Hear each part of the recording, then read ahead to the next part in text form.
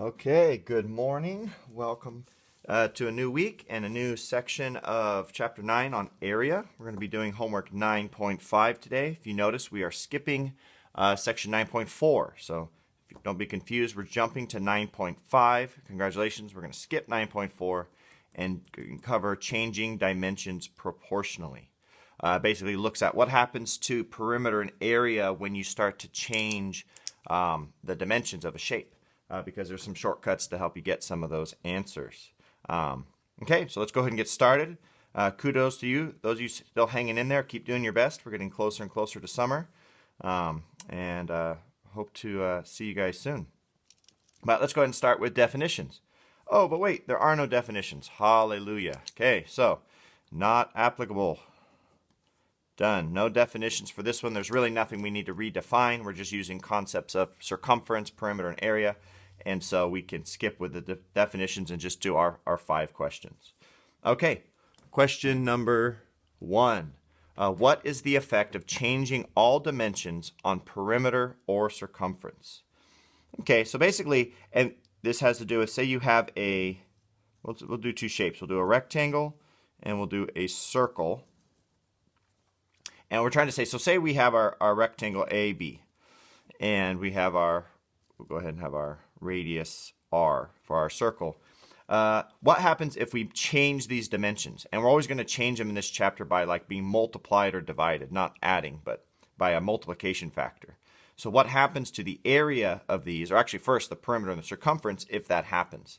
Well, one way to demonstrate this before I just show you this, explain it to you straightforward. Once you get this, by the way, this should be a pretty easy chapter. You should probably be able to do this classwork in just a few minutes if the concepts stick. So I'm going to explain it more slowly here, but it's pretty quick.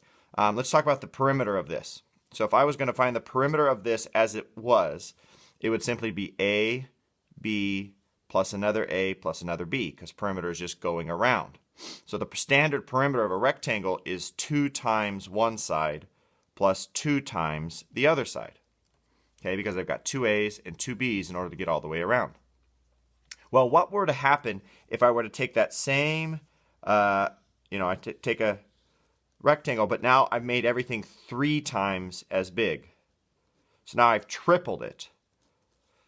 I've tripled the dimensions of my rectangle. I didn't draw it 3 times as big, but just imagine 3 times as big. Now if I were to go around, what would have happened to the perimeter? Well, I'd have 3A, 3B, 3 more A, and 3 more B. So that gives me a total of the perimeter. The new perimeter is 6A plus 6B. So what happened to my perimeter, the dimensions of my perimeter, by tripling it? Well, you can see I simply tripled my perimeter. We can demonstrate that. So we call this linear. With perimeter, if you multiply the sides by whatever times bigger, then that's how much bigger the perimeter gets. We can see the same thing with a radius. With our circle. Our standard circumference for this circle would be, we got to double the radius to get the diameter, because it's diameter times pi, or 2r pi. So our standard circumference would be 2r pi. Well, if I took that same circle and I doubled the radius from r to 2r, well, now we're going to multiply that again. 2r times 2 times pi, because now this would be 4r across, so 4r. Actually, I'm sorry, we're going to triple it. Let's triple it. Keep it consistent. 3r. There we go. So 3r. So imagine this is 3 times bigger than that one. So that means this would be 6r across. So that means my circumference now is 6 pi. Okay? And so again, from 2r pi, that's what this little guy was. 2r pi. Sorry. Okay? So from 2r pi to 6r pi, what happened? Same thing as our rectangle. It got 3 times bigger. So for number 1, whatever factor you multiply the sides of the perimeter by, of the shape by, that's how much bigger your perimeter is going to get. Or in other words, we'll write it in red, if side lengths increase times A, then perimeter increases times A. Okay, so that's how it works for perimeter or circumference. So it's pretty simple. You triple your dimensions, you triple your perimeter. You quadruple your dimensions, you quadruple your perimeter or circumference, because circumference is just perimeter of a circle.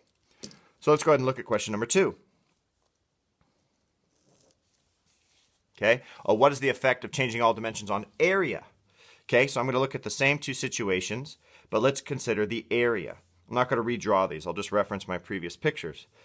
So the area of this rectangle would be A equals A times B, right? Because it's just length times width.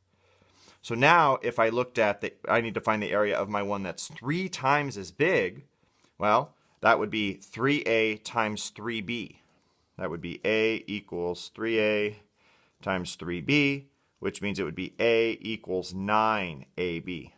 So I went from AB to 9AB. So how much bigger did it get? Times 9. So when I tripled the side lengths, I actually got 9 times the area, which makes sense because you're actually multiplying here, and so you're getting that triple effect twice. Okay, or the same thing with this. The area of this circle here would be area equals pi r squared. Well, what happens if I were going to have 3 times the radius? Well, that would be area equals pi times 3r squared, which once I've simplified that would give me area equals 9r squared. And so from 9 pi, there would be a pi in there, 9 pi r squared. So from pi r squared to 9 pi r squared, you can see again, it got times 9 bigger. So what's the connection between times 9 and tripling the sides? That's right. It's just squared. Because again, you're getting 3 times 3 in both cases. So for area, think of it because it's multiplication, we can say if, I'm going to say dimensions this time, if dimensions increase times some factor of A, then area increases times A squared. Okay, so if I triple it, area is going to increase by 9. Perimeter will increase by 3. Circumference will increase by 3, but area will increase by 9. If I double it, these will increase by 2. This will increase by 4, 2 squared. If I quadruple it, these would increase by 4. These would increase by 16, because area increases by whatever the factor is by that factor squared. Okay? All right, let's go ahead and look at question number 3. Got 9.5 continued here. Question number 3 asks, what happens to area if only one dimension is changed? Okay, so I wanted to go ahead and show you this because it's a little bit of a caveat or slight difference. Okay, what happens to area? Okay, so if we have A and B, and we just say, okay, this guy's standard area is AB. What happens if I just change one of them? So I go here, and I've got 3A and B. So that means my area is 3A times B. So I get 3AB. Notice what happened there. I'm only getting a times 3 increase, because in this case, I only changed one dimension. So instead of getting a 3 times 3 change and having a square, I'm just getting a times 3 increase. So they'll try to trick you where they'll say, what if only one dimension is increased? Well, if whatever that is, whatever that number they give you, that's the only increase. Whereas if they say both dimensions or all dimensions get increased by that, that's when you square it, like we were just talking about. So this is kind of like the exception. I'm trying to point that out with question number 3. Or one other thing that we'll see version of this is, what if they don't change by the same amount? Say you have a third rectangle, and its dimensions change by 3A and 5B. I'm going to put it, I don't know why I put it up there. 5B. So the area of that would be 15AB. So notice how we got that. So if you have a standard shape here that's AB, if you change the dimensions differently, then it's just that the overall change is the change in both of those dimensions multiplied. So we'll do one of those on the classwork as well. But also you can begin to see why if you change both dimensions the same, you get that number squared, because all you're really doing is multiplying that number times itself. But this number 3 is all about just exceptions. If only one side is changed, then that's the multiplication change here. If both sides are changed, then the change you're going to get is those two changes multiplied together. Okay? Okay, question number 4. What happens if the dimensions of a triangle are quadrupled to the perimeter and the area? Okay, so let's go ahead and get ourselves a triangle. I'm just going to first assume it's an equilateral triangle with just base, and then it has a height. Okay, dimensions of a triangle. Okay, so we're just kind of applying what we were just talking about. So that means the area of a triangle is 1/2 base times height. So what happens if I take that same triangle and I make everything 4 times bigger? Well, you should already be able to figure that out. The perimeter is going to be times 4 bigger. Okay, and we can see that because if this is b plus b plus b, then the perimeter of this one is 3b, because this is equilateral, so b plus b plus b is 3b. Whereas if this is 4b all the way around, then that's 4b plus 4b plus 4b. That perimeter is 12b. So notice this got times 4 bigger. Okay, which again, that's what we just said back on our other sheet. We said it got quadrupled. So if all dimensions get 4 times bigger, the perimeter just gets 4 times bigger. Now the area is going to get what? If we're quadrupling, the area is going to get 16 times bigger, because that's 4 squared.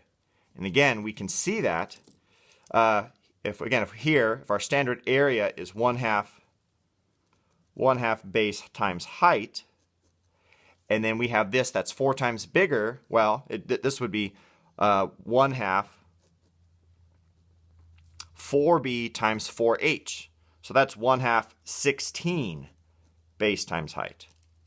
And so you can see this area is going to be how much bigger? Not just 4 times bigger like the perimeter, but it's actually going to be 16 times bigger than the previous area. So that's just applying what we were talking about in question number 2. Whatever factor they give you, in this case it was 4 times bigger, well, the perimeter just increases by that, and the area is going to increase by that number squared. Okay? And the last one, number 5, it's going to ask us to work backwards. Okay, it's going to ask us to work backwards, and it says, if a circumference of a circle is doubled, what happens to the radius? If the area of a circle is doubled, what happens to the radius? Okay, and you're going to see, again, I'm going to explain it slowly, but you'll see that it's actually a pretty simple conversion. So say we have, let's say we have a circle, and, well, I don't even know if I need to draw the circle, but let's just do it anyway. I have a circle whose circumference equals 4 pi. Okay, so the circumference is 4 pi, and so then, well, you know what? I'm just going to explain this. Praise the Lord. Working backwards. That if you're, well, no, we'll just say, well, no, we'll do it. Okay, so let's say our circumference is.